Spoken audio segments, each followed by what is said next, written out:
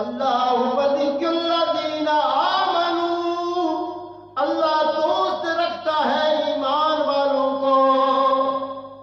اور ایمان والے کون ہیں؟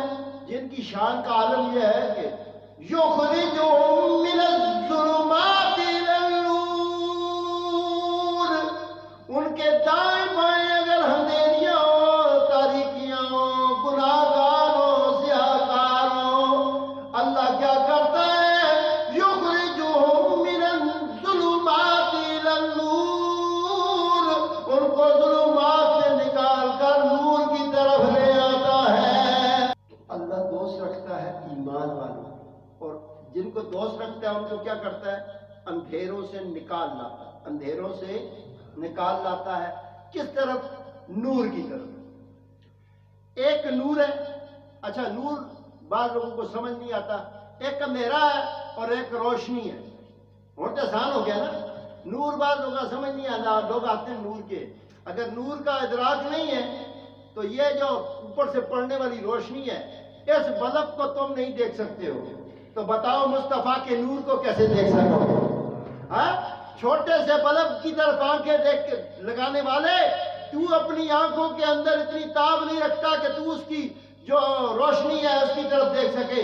مصطفیٰ کے نور کو دیکھنے کے لیے آنکھ بھی نوری چاہیے، آنکھ بھی نوری چاہیے۔ اب میں بات کر رہا تھا کہ اللہ نے کیا کیا؟ اللہ نے دو طرح کی عالم میں وہ سمتیں بنا دی، ایک اندھیرا ایک روشنی، ایک اندھیرا ایک روشنی۔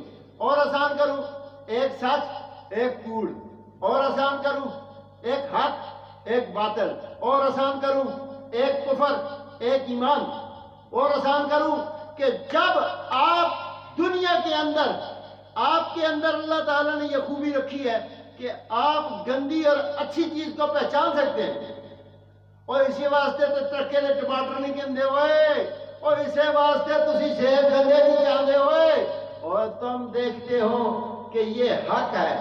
پتھر رکھا کلو کا، آدھا کلو فروٹ نہیں لینا جی، میں نے کلو کے پیسے دیے، وزن پورا کر بھائی، وزن پورا کر۔ تو جب تیرے اندر یہ کیفیت، یہ جو طاقت، یہ جو قوت پروردگار نے رکھی ہے کہ جو حق اور باطل کی چھانٹی مار سکے، تو غور کرو کریم کا کتنا کرم ہے، اس کا کتنا فضل ہے کہ وہ جب اپنا فضل کرنے پہ آ جائے تو وہ کیا کرتا ہے کہ وہ انسان کو حق کا راستہ بھی بتاتا ہے اور باطل کا راستہ بھی بتا دیتا ہے۔